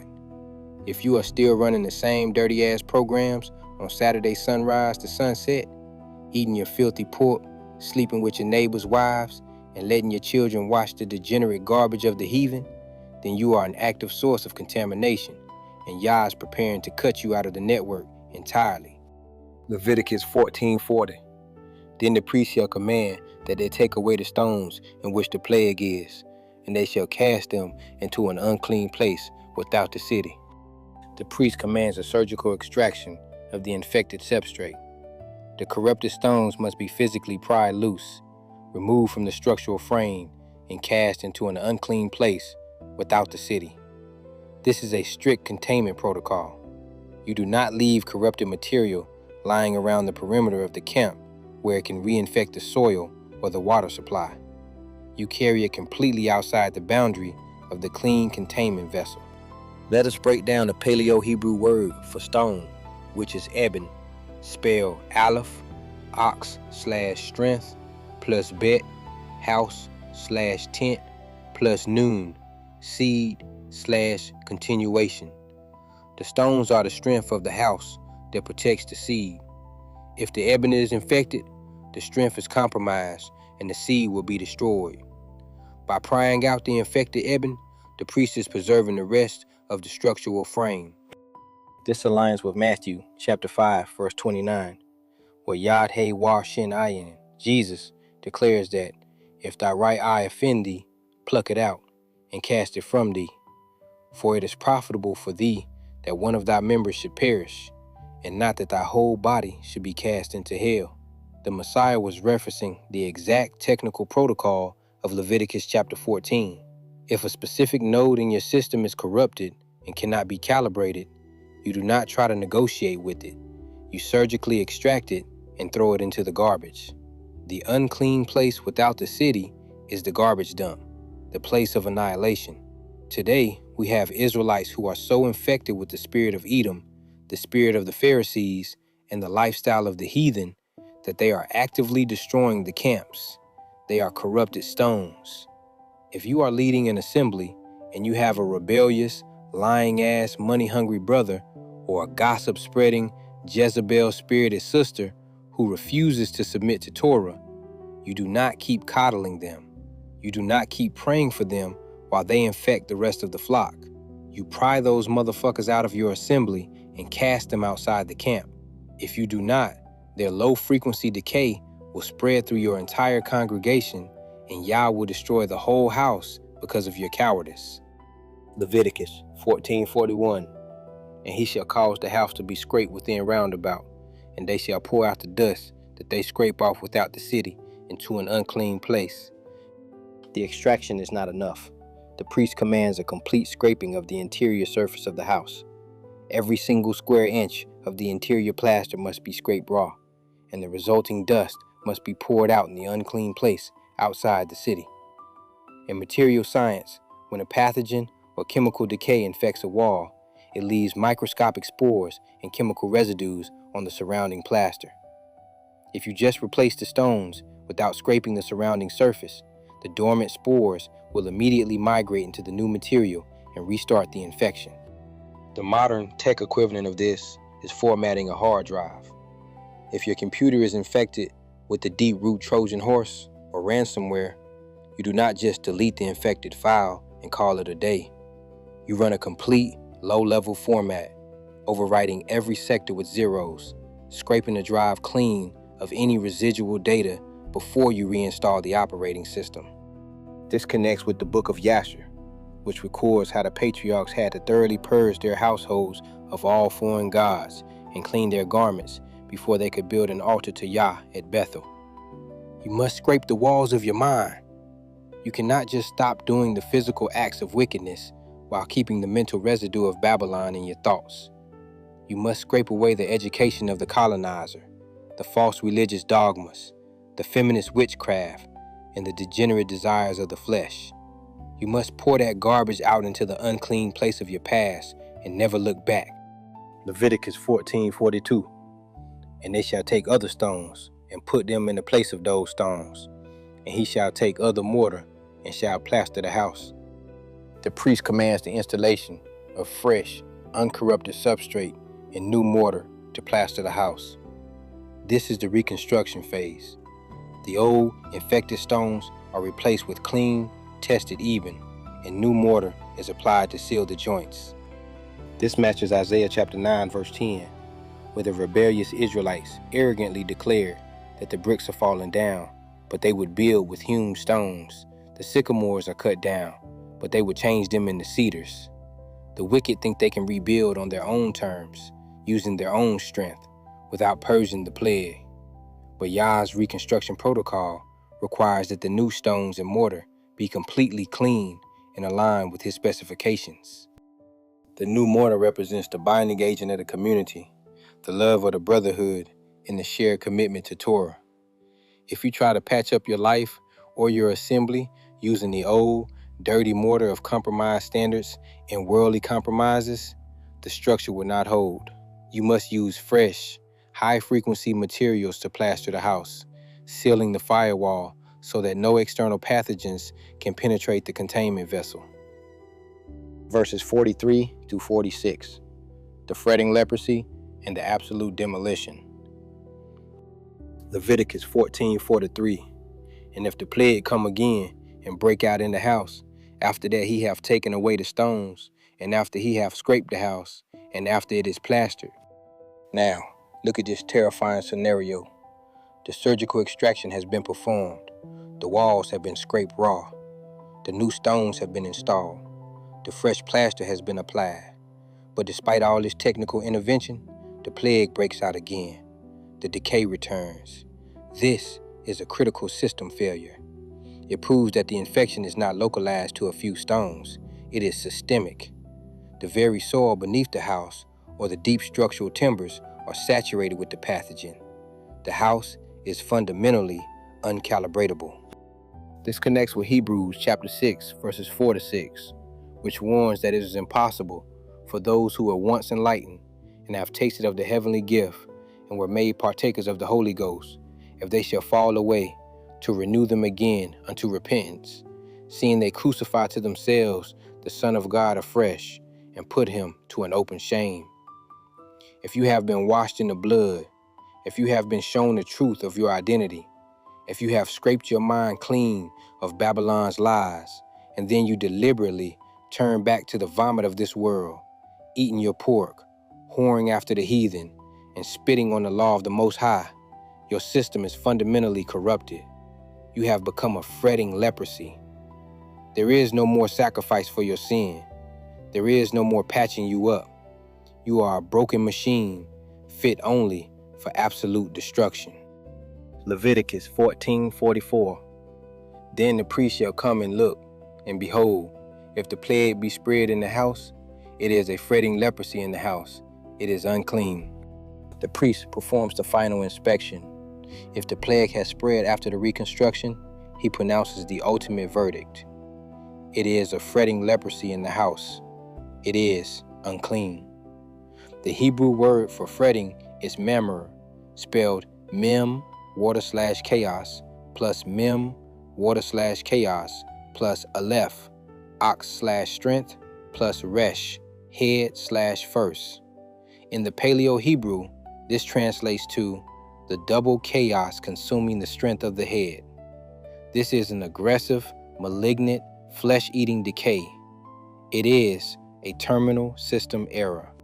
This aligns with Ezekiel chapter 28, verse 24, where Yah declares that there shall be no more pricking briar unto the house of Israel, nor any grieving thorn of any that are round about them that despise them. The word for grieving or fretting is the exact same root. Yah is purging the environment of all malignant elements. If a structure is declared to have MAMER, it is a biohazard. It cannot be salvaged. It cannot be sold. It cannot be inhabited. The modern Czech equivalent of this is a brick device. If a smartphone's firmware is so corrupted that it refuses to boot, and even a factory reset and a hardwired flash cannot restore the operating system, the device is declared bricked. It is useless hardware, fit only to be thrown into the shredder and melted down for scrap metal. Leviticus 14:45. And he shall break down the house, the stones of it, and the timber thereof, and all the mortar of the house, and he shall carry them forth out of the city into an unclean place. The verdict is absolute, total demolition. The priest does not gently dismantle the house. He breaks it down completely. Every single stone, every piece of timber, and every handful of mortar must be smashed to pieces, carried out of the city, and dumped in the unclean place. The entire physical footprint of the structure is erased from the community. This is the graphic, violent reality of Yah's judgment. When the master engineer decides that a structure is uncalibratable, he does not negotiate, and he does not do it politely. He tears it down to the dirt. This matches Zechariah chapter 14, verse 12, where Yah declares that the plague shall consume the flesh of our oppressors while they stand upon their feet, their eyes consuming away in their holes, and their tongues consuming away in their mouth. When the fire of Yah's indignation is unleashed, it is a complete molecular dissolution. The skin will bubble and peel off their bones like boiling wax. The screaming of the wicked will be cut short as their lungs fill with superheated ash, and their cities will be turned into smoking craters of black glass. This is what happened to Sodom and Gomorrah, as recorded in the book of Jasher. The sulfur rained down like napalm, melting the stone walls, boiling the blood in people's veins, and erasing their entire civilization from the face of the flat earth. The Father did not leave a single stone standing. He carried their memory out into the unclean place of history. If you are building your life inside the house of America, which is the prophetic archetype of Babylon, the ultimate fretting leprosy of the modern world, you must realize that this entire empire is scheduled for absolute demolition. Yah is going to rain down nuclear fire and break down this wicked house, its concrete, its steel, its financial systems, and its military machines, and he will sweep the dust of it into the lake of fire. You need to get the hell out of her, as recorded in Revelation chapter 18, verse 4, before you are crushed under the falling walls of her judgment. Leviticus 14:46. Moreover, he that goeth into the house, all the while that it is shut up, shall be unclean until the even. The quarantine is so strict that anyone who even steps across the threshold of the sealed house during this 7-day isolation period is automatically flagged as unclean until the evening. This is a contact contamination protocol. In microbiology, if a clean room or a quarantine ward is sealed to contain a pathogen, anyone who violates the seal and enters the space without authorization is immediately quarantined themselves. They are treated as potential carriers of the virus, and they cannot rejoin the general population until they have undergone a decontamination cycle. This connects with the Book of Wisdom of Solomon, which warns that to associate with the wicked is to learn their ways and receive their plagues. If you hang around people who are under Yah's quarantine, people who are actively being judged, people whose minds are rotting with rebellion, you will absorb their chaotic frequency.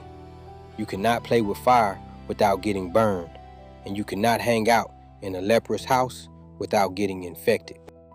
Today, our people are constantly visiting the house of the heathen.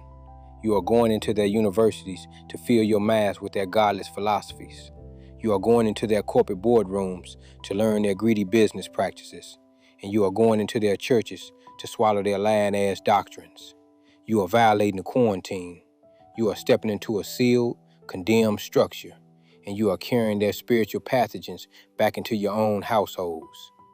You need to stay out of their houses. You need to respect the boundary lines that the master engineer established to keep his chosen nation clean. We are going to stop right here at verse 46, family. Do not go anywhere, because in part 5 of this episode, we are going to analyze the final purification of the house, the blood of the slain bird, the hyssop, the cedar wood, the scarlet, and the release of the living bird over the open fields. We are going to decode the final high-voltage environmental seal that prepares the land of our inheritance for the return of the King of Kings. Keep your eyes open, keep your fire burning, and let the truth of the word cut through the darkness of Babylon. Part 5, the final frequency seal and the decontamination of the land. We have just witnessed the absolute demolition of the infected Canaanite structures, where the master engineer ordered the corrupted stones, timber, and mortar to be smashed and hauled off to the garbage dump outside the city. Now, we must analyze the final environmental purification protocol for the houses that survived the diagnostic scan, showing how the Father uses the exact same blood-water interface to permanently seal our physical dwellings before we execute the ultimate system reboot. Verses 47 through 48. The contact decontamination and the systemic healing. Leviticus 14:47. And he that lieth in the house shall wash his clothes, and he that eateth in the house shall wash his clothes.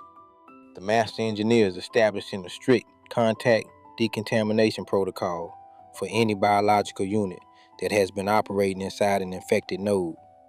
If a man lies down or eats inside a house carrying the structural plague, his garments automatically absorb the low-frequency pathogenic residue. He must wash his clothes in water to strip away the physical and energetic accumulation of that environment. Let us break down the Paleo-Hebrew word for clothes, which is bed, spelled bet, house/tent, plus gimel, camel/lift, plus dalet, door/pathway. In its Paleo-Hebrew pictographic letters, bed literally translates to the house that lifts the door. Your clothing is your immediate personal containment vessel, the primary boundary layer protecting your physical machine from the external environment. If you wear garments that have been saturated with the frequency of rot, you are keeping your personal firewall open to the virus. This matches Leviticus chapter 11, verse 25, where anyone who bears the carcass of an unclean beast must wash his clothes and be unclean until the evening. The physical law of contact transfer is absolute. The modern tech equivalent of this is electrostatic discharge protection. If an engineer walks into a high-voltage server room or a clean room manufacturing facility, they do not just walk in wearing their street clothes. They must wear specialized, grounded garments to prevent static charge and dust from contaminating the microprocessors. If they step outside the clean zone, those garments must be decontaminated or discarded. You dumbass Negroes are walking around in clothes saturated with the sweat, grease, and energetic filth of Babylon's factories, eating your toxic meals in houses infested with mold and spiritual decay, and you think you can just pray a quick lazy-ass prayer over your food and your clothes and be clean? That is a goddamn lie. You are carrying the physical and energetic residue of the heathen on your very backs, and you need to execute a physical and spiritual wash cycle to purge your personal boundary layer. Leviticus 14:48. And if the priest shall come in and look upon it, and behold, the plague has not spread in the house, after the house was plastered, then the priest shall pronounce the house clean, because the plague is healed. The technician executes the final post-reconstruction scan. If the diagnostic check confirms that the plague has not spread after the fresh stones and mortar have been plastered, the priest pronounces the house clean. The system is officially declared stable because the plague is healed. The word for healed in the Hebrew is Rapha, spelled Resh, head/first, plus Pei, mouth/speak, plus Aleph, ox/strength, meaning the first strength spoken from the mouth. Healing is not a passive, mystical event. It is an active, structural recalibration executed by the spoken command of the master engineer. This aligns with Exodus chapter 15, verse 26, where Yah declares to Yisrael that if they will diligently hearken to his voice and keep all his statutes, he will put none of these diseases upon them, for he is Yad-Heh-Wah-Heh, that healeth them. The Father is the supreme system restorer.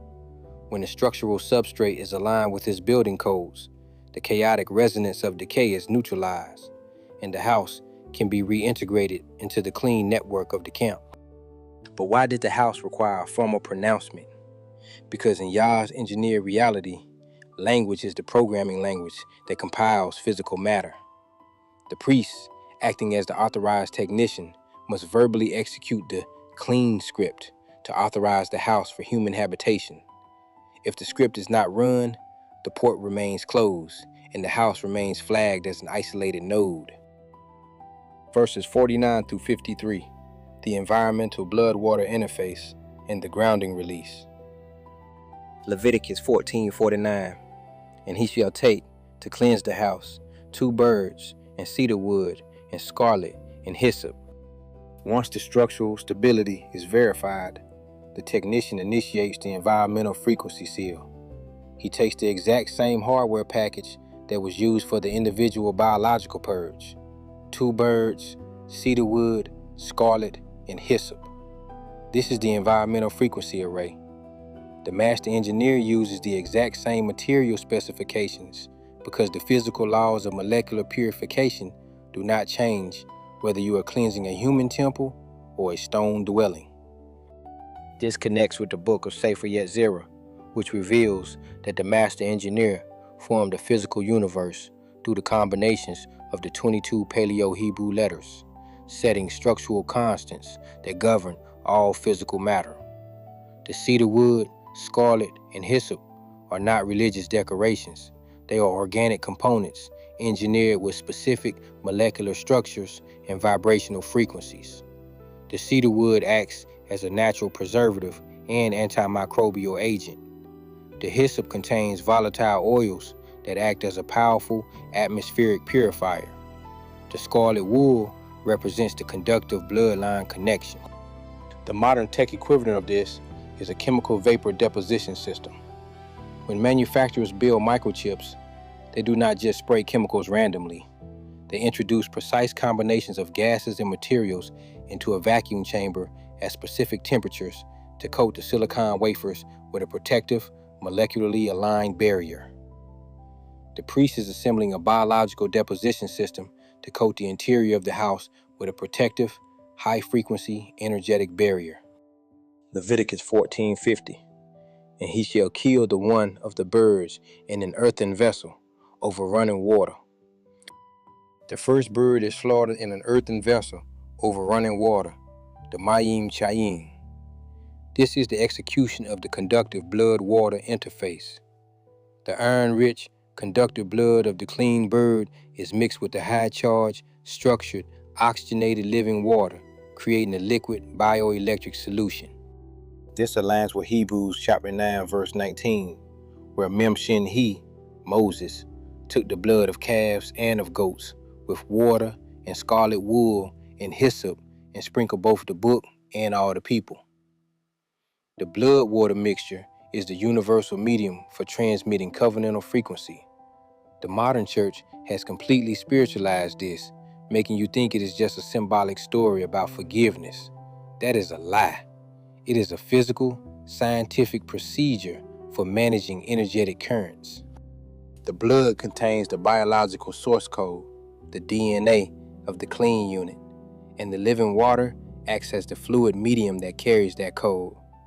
By mixing them in an earthen vessel, which is a natural insulator made from the clay of the flat earth, the priest contains the bioelectric charge, preventing it from leaking into the ground before the application is complete. Leviticus 14:51. And he shall take the cedar wood, and the hyssop, and the scarlet, and the living bird, and dip them in the blood of the slain bird, and in the running water, and sprinkle the house 7 times. The technician takes the cedar wood, the hyssop, the scarlet, and the living bird, and dips them directly into the conductive blood water solution. He then sprinkles the house 7 times. This is the execution of the 7-fold environmental sweep. The priest is physically projecting the charged, iron-rich solution onto the walls, the timber, and the mortar of the dwelling. The number 7 is the symbolic code for completion and full system calibration. In terms of wave mechanics and acoustics, the 7-fold sprinkling represents a complete harmonic sweep of the physical structure. The priest is literally painting the walls with a conductive, molecularly aligned barrier that shatters the residual, low-frequency resonance of the Canaanite abominations. This connects with the book of Jubilees, chapter 2, which records how Yah completed his creative work on the 7th day and sanctified it as a day of rest and holiness. The 7-fold sweep aligns the physical house with the natural rest cycle of creation. If you do not run the full 7-fold sweep, the energetic circuit remains open, and the residual decay of the Canaanites will crawl back out of the mortar to infect your family. For our people scattered across the Americas, the Caribbean, and the 4 corners of the flat earth, you must realize that your homes are currently unsealed. You are living in apartments and houses that have been defiled by the sexual abominations, the violence, and the idolatry of the previous tenants. You are sleeping in rooms where people have practiced witchcraft, committed adultery, and shed innocent blood, and you wonder why your minds are filled with nightmares, why your marriages are falling apart, and why your bodies are constantly sick. You are living in an unsealed, contaminated node, and you need to execute a spiritual and physical purge of your environment. Leviticus 14:52. And he shall cleanse the house with the blood of the bird, and with the running water, and with the living bird, and with the cedar wood, and with the hyssop, and with the scarlet. The master engineer repeats the material specifications to emphasize the absolute precision of the protocol. The house must be cleansed with all 5 components of the array: the blood, the running water, the living bird, the cedar wood, the hyssop, and the scarlet. If you leave out even one component, the frequency is incomplete and the system-wide reboot will fail. This aligns with Leviticus chapter 17, verse 11, which declares that the life of the flesh is in the blood. The blood is the biometric credential that authorizes the cleansing. The modern, sleeping-ass Israelites walking around today think they can make up their own rules, substituting Yah's instructions with their own lazy, convenient, emotional shortcuts. They think they can just put up some Hebrew letters on their walls or wear some fringes on their t-shirts and their house will be protected. That is pure, unadulterated nonsense. You cannot run a highly advanced bioelectric restoration protocol using cheap, superficial, religious cosmetics. You must follow the technical manual to the letter. The 5 components of the array represent the complete physical and spiritual hardware package required to seal your environment. If you do not have the blood of the covenant, the living water of the word, the aromatic frequency of obedience, and the scarlet connection to the bloodline, your house is wide open to the spiritual and physical malware of the serpent seed. Leviticus 14:53. But he shall let go the living bird out of the city into the open fields, and make an atonement for the house, and it shall be clean. The technician completes the protocol by releasing the living bird outside the city into the open fields. Just like the individual biological purge, the living bird acts as a mobile grounding unit. It absorbs the residual, chaotic frequency of the structural plague and carries it away from the camp, dispersing the negative charge into the open atmosphere and grounding it into the flat earth. The priest makes an atonement, a kafar, meaning to cover the chaos, for the house, and it is pronounced clean. The environmental firewall is now active. The isolated node is reconnected to the main network of the camp, and the house is authorized for human habitation. This connects with Psalm 124 verse 7, which declares, "Our soul is escaped as a bird out of the snare of the fowlers. The snare is broken, and we are escaped." The living bird represents the escape of the clean unit from the trap of decay and death. The snare of the Canaanite plague is broken, and the house is restored to its original, uncorrupted state. For our people, you must understand that the ultimate goal of the master engineer is not just to clean your individual bodies. It is to clean your entire environment, your communities, and the very land of your inheritance. He is preparing to execute a global, system-wide decontamination sweep to purge this flat earth of the physical and spiritual rot of the heathen. And only those houses that have been sealed with the blood and the oil of the covenant will survive the demolition. Verses 54 through 57, the summary of the law of leprosy. Leviticus 14:54. This is the law for all manner of plague of leprosy and scald. Leviticus 14:55. And for the leprosy of a garment and of a house. Leviticus 14:56. And for a rising, and for a scab, and for a bright spot. Leviticus 14:57. To teach when it is unclean and when it is clean. This is the law of leprosy. The master engineer concludes Leviticus chapter 14 with this absolute, comprehensive summary statement of the law of leprosy.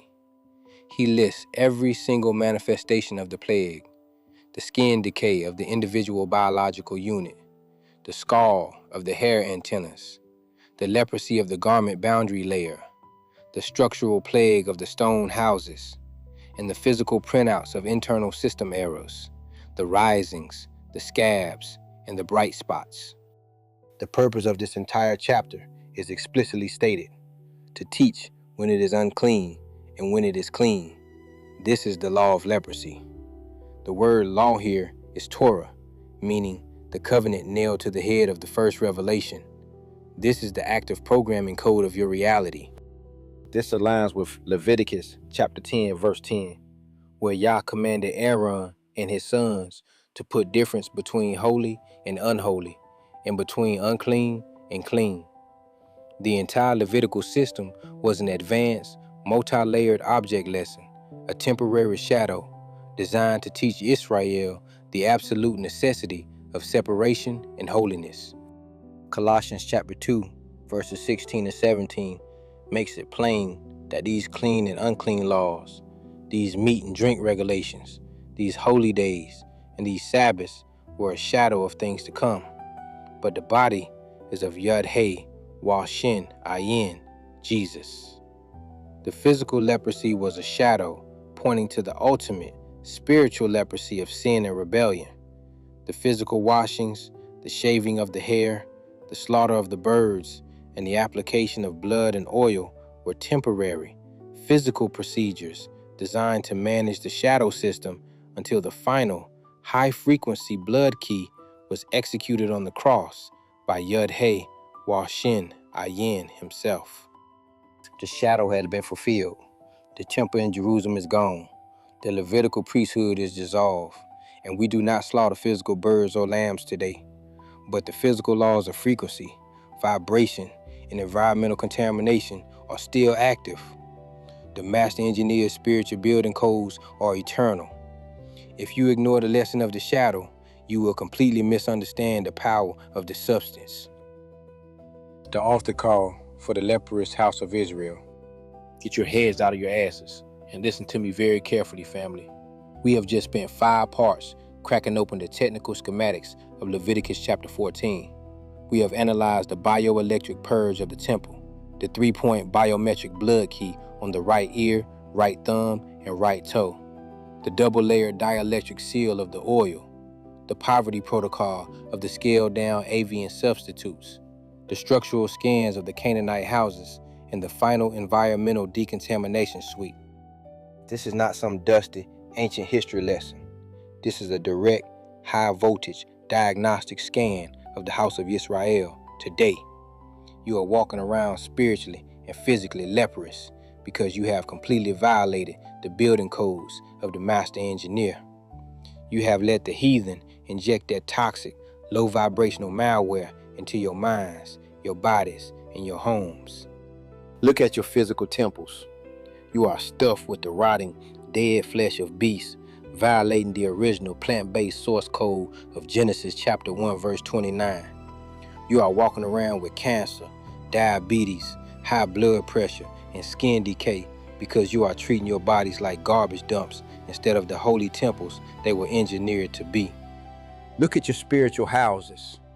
You are celebrating the pagan, sun god holidays of your colonizers, Christmas, Easter, and Halloween, which are nothing but the modern, sanitized versions of the vile, Canaanite abominations that caused Yah to put the plague in the land in the first place. You are sleeping in on Saturday sunrise to sunset, ignoring the scheduled maintenance cycle of the Sabbath, and instead, you are sliding into these bullshit, lying-ass Sunday churches to let some smooth-shaven, suit-wearing, money-hungry pimp of a pastor rob you blind while feeding you the watered-down milk of the colonizer. You are living in a cursed, leprous house, and the walls are actively crying out against you. The master engineer has issued a final, urgent command to the scattered Negro worldwide. You must execute a complete, system-wide format and reboot. You must repent of your spiritual and physical whoredom. Throw out the pagan idols from your homes. Stop eating the dead flesh of the shadow era and return to the eternal laws of the Most High. If you refuse to run a clean cycle, if you keep trying to paint over the green and red spots on your walls while keeping the rot in your foundations, the priest is coming back for the final inspection. And when Yah's wrath is unleashed, he will not gently patch you up. He will execute the absolute demolition protocol. He will let the sword of his judgment rip through your families. Your flesh will peel off your bones like boiling wax. Your eyes will melt in their sockets while you stand upon your feet, and your names will be permanently erased from the bloodline ledger of the covenant. The grace period is running out, family. The shofar is sounding, and the firewall is closing.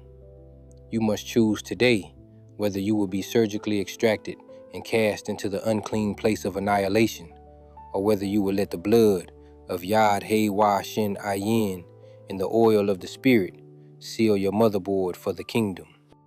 This is Brother Bet Sade Lamed Aleph Lamed, signing off from this heavyweight broadcast of Yah First Ministries. I want to thank every single one of you dedicated brothers and sisters who tuned in to this 5-part investigation of Leviticus chapter 14. You are the remnant. You are the wheat among the tares, and you carry the physical and spiritual credentials to rule this flat earth. Make sure you share this broadcast, download the files, and study these technical schematics for yourselves. Do not let these lying-ass pastors put you back to sleep. Keep your fire burning, keep your port sealed, and keep your eyes on the throne room. In our next episode, we are going to dive straight into the advanced biological protocols of Leviticus chapter 15, decoding the exact electromagnetic and hormonal frequencies of bodily discharges and the cleansing of the reproductive motherboard. It is going to get even heavier, family, so prepare your minds for the meat of the word. Peace, power, and absolute dominion to the scattered saints of Yisrael. Yah first, always. Shalom.